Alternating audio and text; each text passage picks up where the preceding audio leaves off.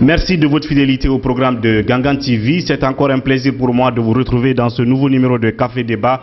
Vous le savez très bien, c'est l'émission qui donne la parole à ceux qui veulent la prendre en vue d'impacter l'opinion. Nous parlons encore politique et vous savez que l'actualité politique est marquée par le report du double scrutin législatif, référendum constitutionnel par le président de la République de façon inattendue.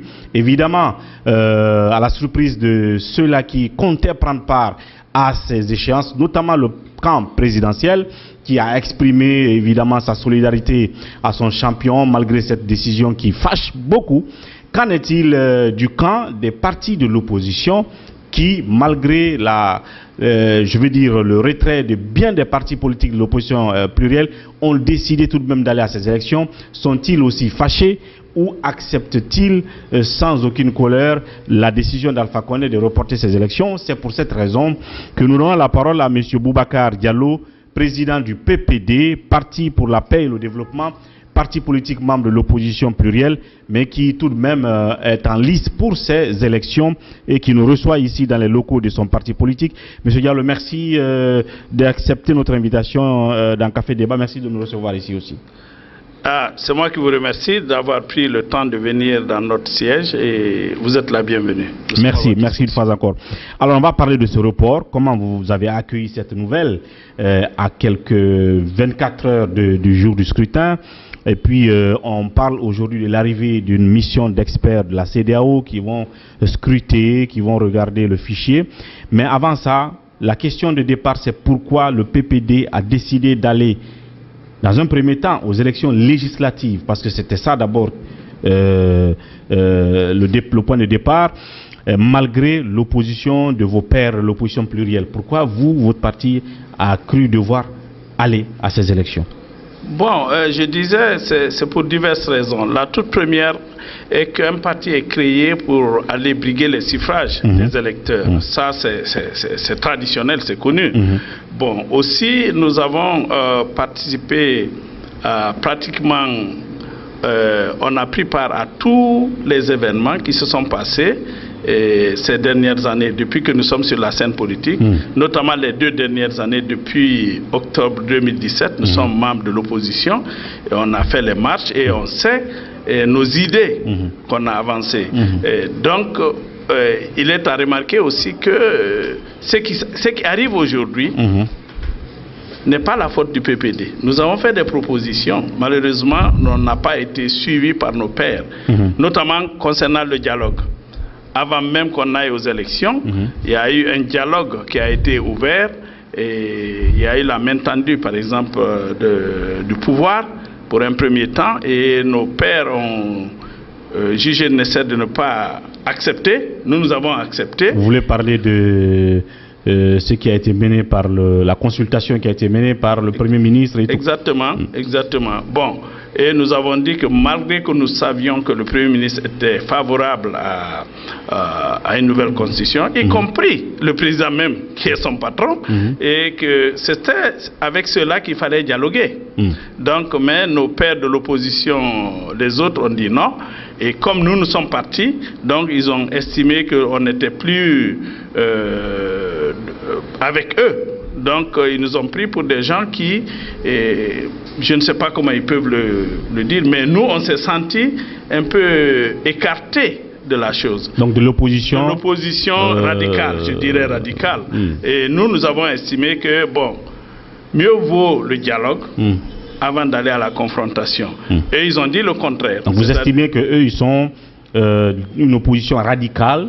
C'est pourquoi ils ne veulent pas négocier, ils ne veulent pas dialoguer. Oui, bien sûr. Donc, à cause de ça, nous avons dit, OK, nous avons fait cavalier seul, mais nous avons toujours revendiqué une chose, c'est que nous avons condamné dans tous les médias, dans tous nos discours, nous avons dit que nous ne voulions pas qu'on change de constitution juste pour donner un mandat de plus au président de la République. Ça, nous sommes restés constants là-dessus. Alors, mais votre constance, est-ce qu'elle n'est pas à mettre en doute dès lors que, dans un premier temps, vous avez décidé d'aller aux élections législatives? Avant que je ne parle du référendum d'abord, législatives qui faisaient objet de contestation, point de vue crédibilité, point de vue façon dont le recensement s'est passé, enrôlement des mineurs, et puis le temps d'enrôlement qui était trop short au regard de ceux-là qui ont contesté le processus et qui ont donc dénoncé beaucoup d'anomalies.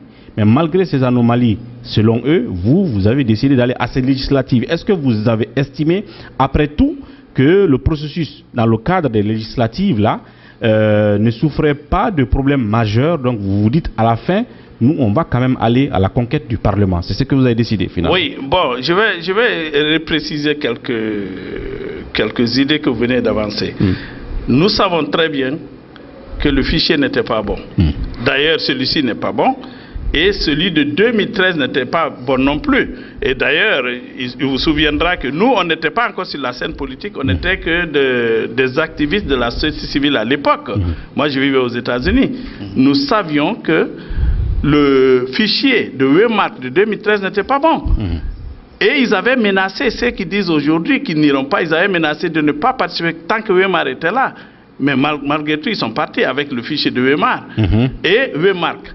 Et ensuite, il y avait eux-mêmes, on a dénoncé à l'époque, il y avait 1 million, je crois, à peu près 500 000 personnes de plus. Malgré tout, ils sont partis, ils ont eu des élus et ils sont restés dedans. Bien. Donc, attendez, ça c'est un premier aspect. Celui-ci, nous avons été les premiers à dénoncer. Parce que nous, dans notre zone de Ratoma, là où je suis, pour une population qui était estimée à l'époque dans l'ancien fichier à plus de 415 000 à 416 000, il n'y avait que 110 000 récépissés. Environ, non, 17 000 plutôt récépissés. Ça faisait même pas 17 000, je vous dis, qui étaient venus. Nous avons dit ça dans les médias. Donc nous savions que ce n'était pas bon. Bien. Mais fallait-il continuer à dénoncer et être dans le processus? C'est ce que nous avons fait. Et ils ont dit non, ça n'engage que. Nous avons estimé qu'il fallait être dedans. Parce qu'une fois qu'on a lancé et que c'est fermé, le pouvoir peut s'en servir pour ne plus laisser quelqu'un rentrer. Et c'est ce qui leur arrive aujourd'hui. Comme au Bénin? Voilà, c'est ce qui leur arrive. Et nous, on ne voulait pas être exclus. Au Togo plutôt, je crois. Au Togo, nous, on ne voulait pas être exclus. Vous comprenez? Voilà, non, au Bénin même, c'est arrivé. C'est au Bénin. Voilà. Vous comprenez? On ne voulait pas être exclus, on voulait être dedans et lutter maintenant pour qu'on puisse changer. On savait, d'ailleurs l'histoire a montré en Guinée ici que chaque fois qu'on a fixé une élection, elle ne se tient pas à cette date, il faut une ou deux ou trois fois. Donc vous avez décidé, malgré que le scrutin, le processus n'était pas clair, mais on reste dedans et on continue à dénoncer. Le fichier était corrompu. D'ailleurs, je peux vous dire une chose, lors des CIP, les comités interpartis convoqués par la CENI, c'est-à-dire c'est des rencontres entre partis acteurs politiques et la CENI, nous avons été très surpris qu'on nous donne un fichier de 8 300 et quelques mille électeurs. Nous avons dit, c'était à l'hôtel en face de l'hôtel Rivera, nous avons dit, écoutez, c'est tombé des nues. C'est pas possible pour une population de 12 millions et quelques, un peu moins de 13 millions, hein, une population générale, qu'on ait plus de près de 60%. C'est pas possible. Et les on chiffres connaît que le taux de natalité en général. Les chiffres que vous avancez, c'est selon l'Institut national des statistiques, dont le travail a été mis en doute aussi par beaucoup de gens. Hein. Écoutez, même non, le recensement général de la population se fait chaque 10 ans. D'accord? Ce dont je vous parle, je crois que c'est un recensement fait 2016 ou 2014. Il paraît que les gens en ont beaucoup douté, même l'opposition, hein, évidemment. Attendez, ça, je parle de la population générale. Dans tous les cas, c'est difficile de dire qu'on ait plus de 13 millions d'habitants en Guinée. Et deuxièmement, toutes les statistiques montrent qu'on a une jeunesse, en tout cas une population jeune de près de 110%. Donc, et on connaît le taux de natalité brut qui est au l'ordre de 34%. Le taux de mortalité est d'environ 12%. Si vous prenez, vous voyez les statisticiens, ils vous diront qu'en principe, pour une population comme la Guinée, on ne devait pas avoir au-dessus de 45 à 50%. C'est le maximum. Vous n'en trouverez nulle part où il y a plus de 50% du corps électoral. Oui, non, ça n'existe pas presque en Afrique de l'Ouest. Donc, prenez ça pour un intellectuel qui comprend. On sent qu'il y a beaucoup de problèmes. Mais malgré ça, nous avons dit à la CENI, attention, est-ce que vous avez enlevé les doublons? Ils ont dit non. On dit bon, faites ce travail. Ils ont dit on va le faire avant le scrutin. Ça, c'était le scrutin du 16, qui était prévu le 16 février, je crois. Ils nous ont dit ça. Malheureusement, ils ont émis les cartes. Et avec, tout le monde a vu, il y a eu des morts, comme Jean-Marie Doré qui a eu sa carte encore. On est tout de même parti de 8 millions à 7 millions et quelques. Voilà, Donc, il y a 7 eu... millions, même ça c'est beaucoup trop jusqu'à présent. Mais malgré tout ça, vous êtes resté dans le processus en disant nous sommes dedans, on va dénoncer. Mais ça, c'était seulement pour les législatifs. C'est les législatifs. Maintenant, entre-temps, le président décide de coupler avec le référendum. Étant donné que vous n'étiez pas pour le fait qu'il y ait une nouvelle constitution pouvant permettre à Alpha Condé de se maintenir, donc en chemin, pendant que vous vous êtes engagé pour les législatives, sachant les problèmes que cela comportait aussi, que vous venez d'écrire, il vous fait tomber la décision de coupler avec le référendum. Certains disaient que si cette décision venait en cours de chemin, ils allaient se retirer. Est-ce que vous faisiez partie de cela? Non. Malgré que la décision est tombée, ils ne se sont pas retirés? Non. Ou est-ce que ce n'était pas un problème pour vous, même si on couplait? Non, écoutez, nous avons dit une chose. Nous sommes contre ça. On l'a toujours dit. Contre la nouvelle constitution. Oui. On ne voulait pas qu'on propose une nouvelle constitution. Maintenant, il faut être réaliste. Quel est l'organe en Guinée qui a la compétence de dire que le président a le droit de proposer une nouvelle constitution ou pas? C'est la Cour constitutionnelle. Nous sommes légalistes. Cette Cour dit que le président en a le droit. Donc, il jouit de ce droit, il présente une nouvelle constitution. On n'a pas été consultés pour ça. En chemin, pendant que nous sommes en train de nous battre en route pour les législatives, on parachute cela. Où est notre responsabilité? Nous prenons ça avec philosophie, on dit, bon écoutez, il en a décidé ainsi, eh bien, les gens n'ont qu'à aller comme ils veulent. Nous, notre priorité, ce sont les législatives. On ne parle même pas de référendum. Regardez tout ce qu'on a fait, que dans les médias, un peu partout, on ne parle pas de référendum. Parce que c'est comme quelque chose qui nous est imposé. On ne nous a pas demandé notre avis, et la Cour constitutionnelle dit qu'il en a le droit, il jouit de son droit, il le présente. Maintenant, ceux qui veulent voter pour le référendum, c'est leur droit d'aller voter. Ceux qui ne veulent pas, c'est leur droit. Nous, on ne fait même pas de débat autour du référendum. Nous sommes engagés pour les législatives et nous sommes dans ce cadre. Donc vous aussi, votre consigne, si les doubles scrutins avaient lieu dimanche passé, votre consigne pour vos militants, c'était de leur dire allez prendre les bulletins seulement des législatives et vous abandonnez tout ce qui est, vous ignorez tout ce qui est référendum. Non. Qu'est-ce qui était la consigne? Nous avons eu un débat. À l'interne. Oui, à l'interne. Parce qu'on nous a envoyé la copie électronique de la nouvelle constitution proposée. On nous a envoyé même la copie papier dur. On a débattu. Il y en a qui veulent qu'on regarde dedans. Il y a d'autres qui disent non. Alors nous, on n'est pas engagés dans ce sens. Si on nous avait proposé tout ça avant de nous engager dans le processus, on avait quoi dire? Moi, je suis le président de ce parti. Toute chose que je dirais devient la voix officielle du parti, même si je ne veux pas. Mais j'ai d'autres dans mon parti qui veulent qu'on examine. Il y en a d'autres qui ne veulent pas. Et donc la décision finale, c'était? La décision finale, on a dit on n'en parle pas. D'accord. Et je ne me prononcerai pas là-dessus. Je laisse chacun, avec sa conscience, de faire ce qu'il veut. Je ne veux même pas que cela divise le parti. Parce que nous sommes engagés pour les législatives. On ne s'est pas engagé pour un référendum. Pourquoi voulez-vous que j'en parle? Donc libre à chacun, dans le bureau de vote, de faire ce qu'il veut concernant la priorité. Quand ils viennent, on dit aux gens, votre priorité, c'est là où nous sommes présentés, c'est l'élection législative, la liste nationale. On a une seule liste. Au-delà, maintenant, ceux qui veulent voter pour la liste uninominale de quelqu'un d'autre, ils sont libres, parce que nous ne sommes pas présents. Bien.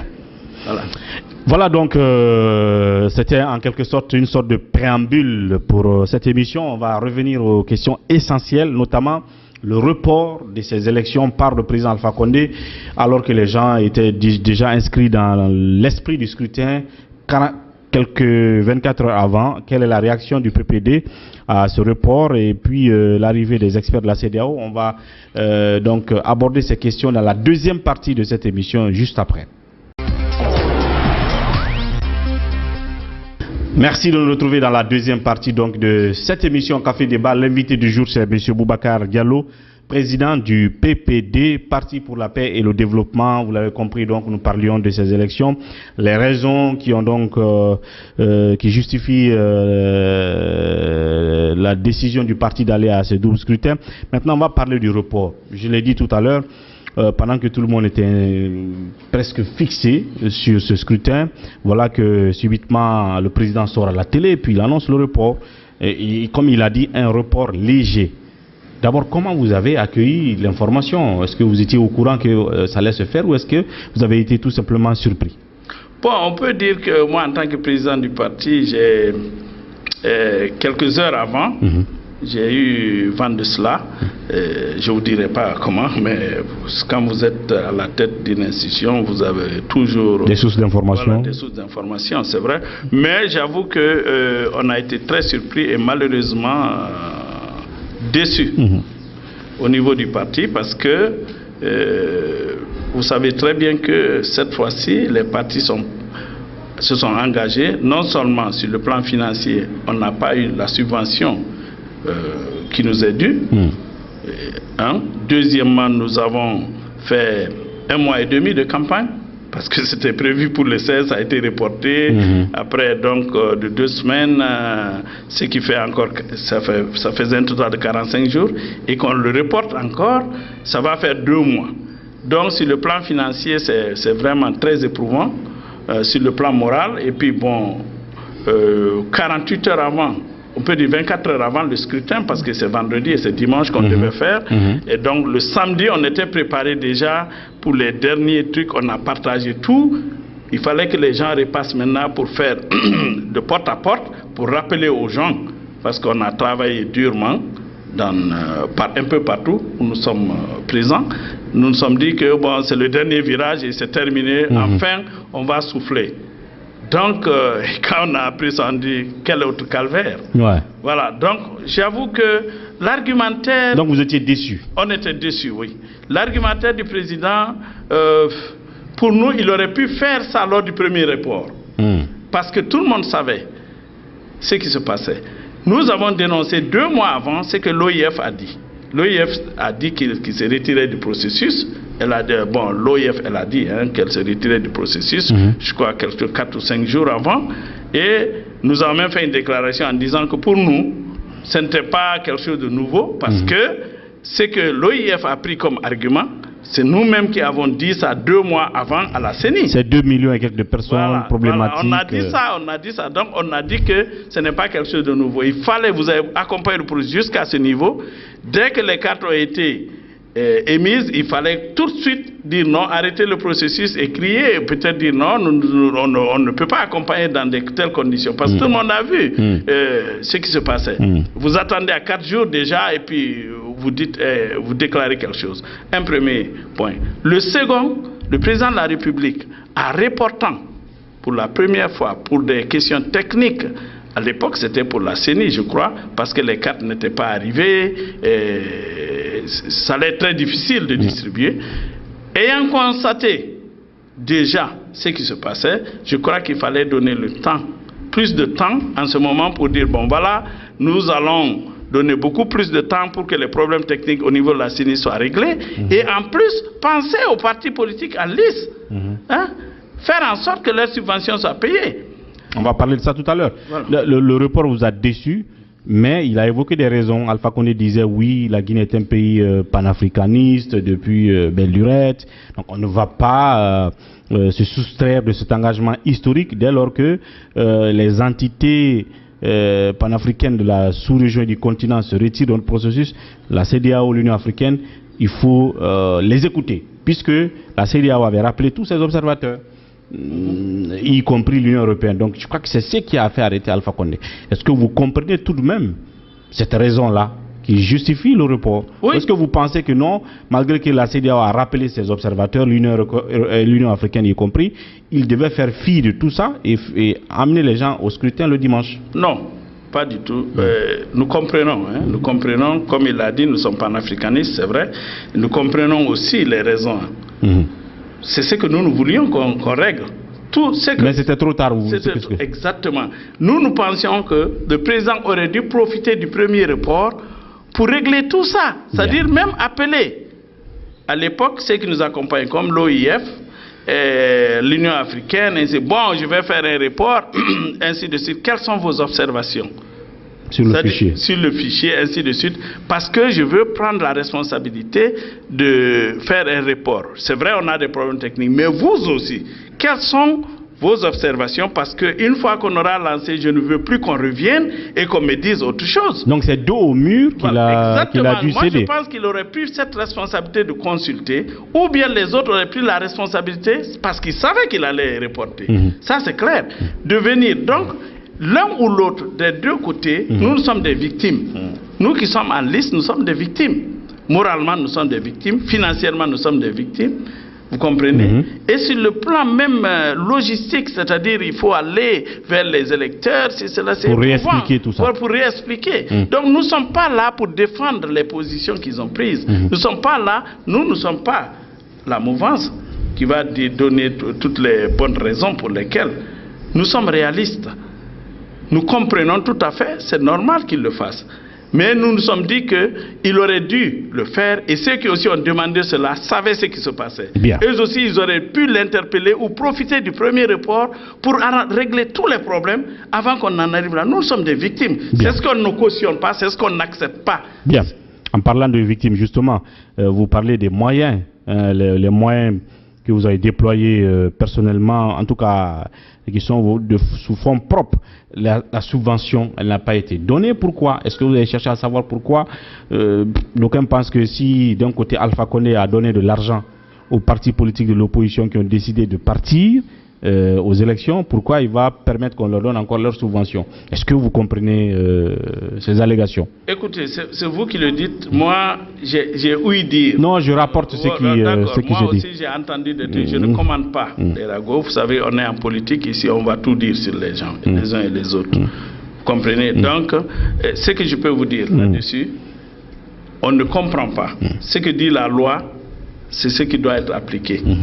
La loi parle de subvention, même si les montants ne sont pas fixés.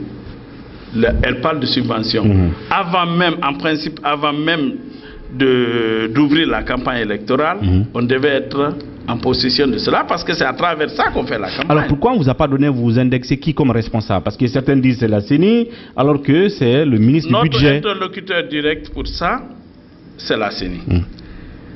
Moi, je n'étais pas là, j'étais à l'intérieur. Il y a certains partis de l'opposition qui étaient certains leaders qui se sont regroupés, je crois, spontanément. Je ne me rappelle plus la date exacte.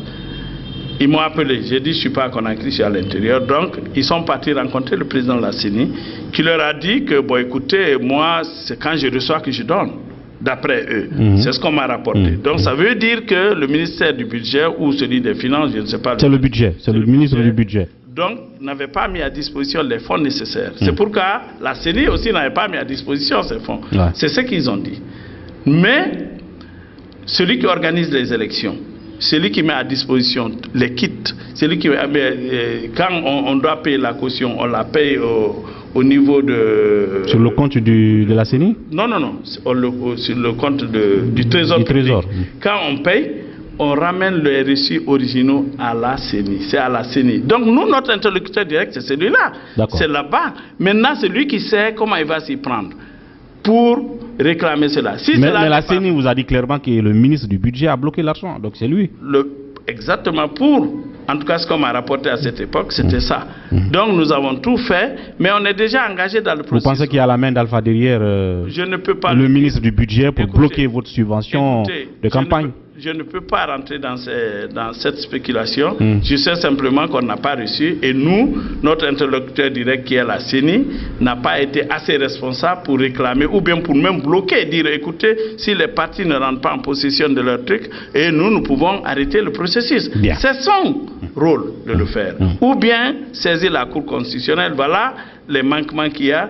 À ce niveau-là, on ne peut pas garantir qu'il y aurait une campagne électorale. Et vous avez ressenti ça? C'est-à-dire égal. D'accord? Un traitement égal où il y a égalité de chances. Voilà. Donc c'était à elle de... Et cela vous a fatigué sur le terrain? Oui, bien sûr. Financièrement? Bien sûr. Alors bon, finalement, la nouvelle qui accroche tout le monde en ce moment, c'est l'arrivée de cette fameuse mission de la CEDEAO. N'est-ce pas, composé de 3 experts informaticiens, dont un est encore contesté avant même qu'il n'arrive sur Conakry par l'opposition qui ne participe pas. Qu'en est-il de vous qui participez? D'abord, l'arrivée de cette mission d'experts, votre réaction, et puis le type qui là-dedans est contesté comme quoi c'est un petit d'Alpha Condé. Bon, écoutez, ce qu'on peut dire d'abord, c'est salutaire que cette mission arrive. J'ose espérer, au nom du PPD, que cette fois-ci, cette mission va faire son travail pour qu'on ait un fichier assaini. Et nous disons encore, le président dit qu'il donne un léger report de 2 semaines, n'est-ce pas? Que cette mission prenne le temps nécessaire. Il ne faut pas qu'on se cantonne dans les 2 semaines. S'il faut faire plus que 2 semaines, qu'on prenne le temps d'assainir avant qu'on aille aux élections. Voilà ce que nous pouvons dire. Maintenant, concernant un troisième, c'est les autres là qui sont des experts qui savent qui est expert ou pas expert. C'est eux qui savent pourquoi ils disent que tel est, je ne sais pas, un petit de Alpha Condé ou un autre, un petit d'un autre.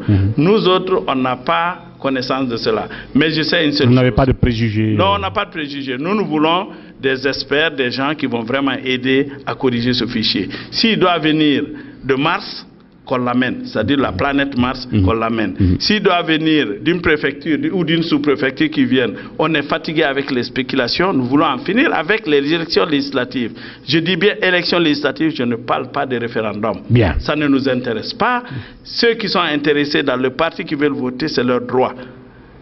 Mais votre exigence est que la mission prenne tout le temps. Tout le temps nécessaire pour corriger une bonne fois pour toutes ce fichier, et que ce soit un fichier vraiment qui reflète les réalités du terrain. C'est-à-dire le corps électoral qui va voter. En parlant de prendre le temps, qu'est-ce que vous pensez de la version ou de la position de quelqu'un comme Baouri qui pense que dès lors que l'OIF s'est retiré en disant que le fichier est corrompu, il faut complètement le mettre à plat? Il n'y a plus d'audit possible, il faut reprendre tout le processus. Est-ce que vous êtes partant de cette position? Non, nous ne sommes pas dans cette dynamique parce que l'OIF, ce n'est pas l'OIF qui organise les élections en Guinée. L'OIF a toujours appuyé, je crois, techniquement la Guinée depuis 2010. Nous sommes ensemble. Et je dis, en plus, je dis encore, je redis, la réaction de l'OIF est tardive. Pour nous, pour le PPD, elle est tardive. Vous ne pouvez pas accompagner un processus et dire vous ne savez pas ce qui s'y passe. Bien.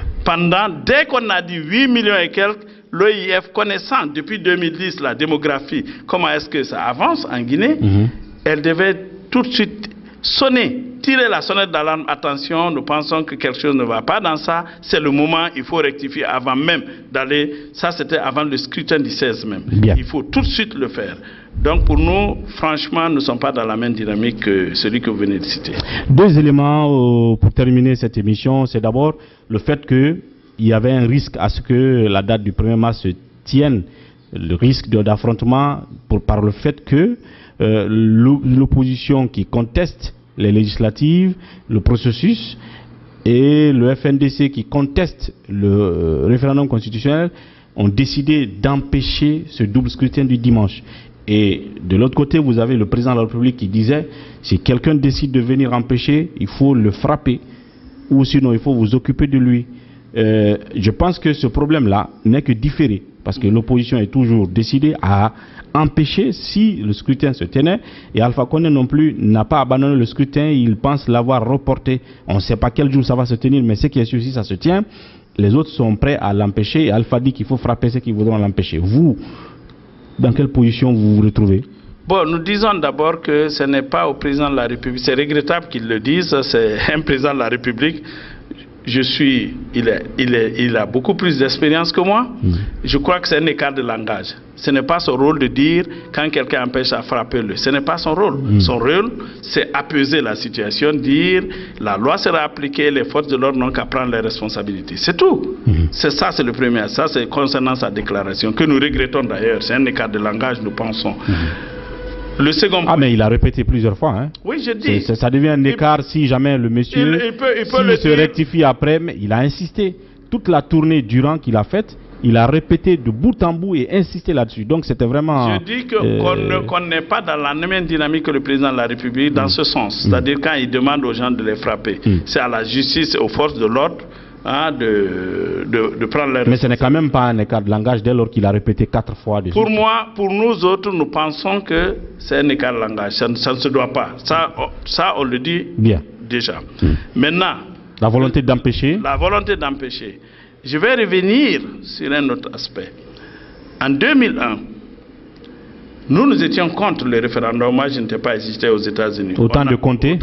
On a fait beaucoup de démarches, mais c'était des démarches légales, des manifestations légales.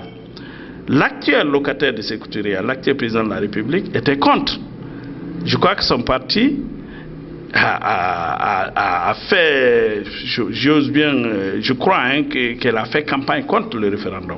Son parti a fait ça, le référendum, contre le référendum. Maintenant, ceux qui aujourd'hui veulent empêcher coûte que coûte qu'il y ait référendum, c'est leur droit de dire qu'on est contre qu'il y ait un référendum. Nous sommes contre cela. C'est leur droit. D'accord? Mais à dire que vous pouvez empêcher quelqu'un d'autre d'aller voter, c'est ça le problème. Donc c'est pas normal. Ce n'est pas normal. Ils peuvent par tous les moyens légaux empêcher cela. Ou dire que, écoutez, nous allons prendre part, nous allons envoyer des gens, aller voir ce qui se passe et dire non, ne votez pas, ne faites pas le référendum, ainsi de suite. Là, c'est normal. Ce n'est même pas que pour le référendum. Même les législatives, moi je suis celui qui a été menacé. On nous a dit, si vous venez au Fouta, on va vous faire cela. J'ai dit, moi je suis de Noussi. Ça c'est dans l'Abbé, à 17 km de l'Abbé. J'ai fait ma campagne, j'ai les images. Vous comprenez? J'ai dit, j'irai. Il y en a qui m'ont dissuadé. On a reçu des menaces. J'ai dit, écoutez, ça c'est antidémocratique. Vous ne pouvez pas, si vous ne voulez pas aller, vous laissez les autres aller. Bien. Voilà. Donc, ça, à ce niveau, par les moyens légaux empêchés, j'entends, je comprends. Mais par une autre façon, physique, c'est cela, ça devient purement de la violence. Et cette violence est condamnable. Et moi, je le dis une fois de plus encore dans les médias, je ne me laisserai pas faire. Je dirai à mes militants, à mes responsables, vous ne laissez pas faire. Nous sommes tous des Guinéens. Personne ne peut m'empêcher d'aller voter le jour que le scrutin, ils vont fixer la date, d'aller voter pour les législatives. Nous irons parce qu'on s'est engagé dans ce sens. Le reste là, ça ne nous concerne pas. C'est-à-dire le référendum. Et puis demain, le FNDC va marcher, c'est ça. Hein? Ils veulent marcher de la tannerie au palais. Qu'est-ce que vous en dites aussi? Bon, écoutez, c'est leur droit. Pour demander le départ d'Alpha Condé. Ça, c'est leur droit. Ils peuvent faire ce qu'ils veulent, pourvu qu'ils respectent le droit des autres. Bien. Et je tiens à rappeler, nous sommes membres fondateurs du FNDC. Le FNDC dont on parle, les premières personnes qui sont parties mettre les bases du FNDC, le PPD fait partie. D'ailleurs, c'est à notre retour de Condéa, c'était en février, que nous avons décidé, l'opposition républicaine, de venir prendre la société civile, certains membres, pour former ce qu'on appelle aujourd'hui le FNDC. Bien. Et moi personnellement, je fais partie de ceux-là qui sont partis contacter Sano, contacter, comment on appelle, Sidia, contacter tout le reste. Makale et tout le reste. Bien. Donc aujourd'hui, comme on parle du FNDC et ainsi de suite, nous sommes membres fondateurs. Bien. Ce qui a fait le truc entre eux et nous, ce sont les manifestations où on tue les gens. Je rappelle que moi, je suis un élu communal de la commune de Ratoma. Je suis un conseiller communal et je me suis engagé à préserver la population. Donc j'ai dit que si nous sortons le 14, ils vont tuer. Je ne veux pas qu'on sorte. Et c'est là d'où est parti le problème entre nous. Voilà. En tout cas, merci de nous avoir reçus et puis on suit la suite du processus. Merci, à très bientôt. C'est moi qui vous remercie. Voilà, c'est tout pour ce numéro de Café Débat. Vous merci de votre attention. À demain pour un autre numéro et un nouvel invité. D'ici là, prenez soin de vous et au revoir.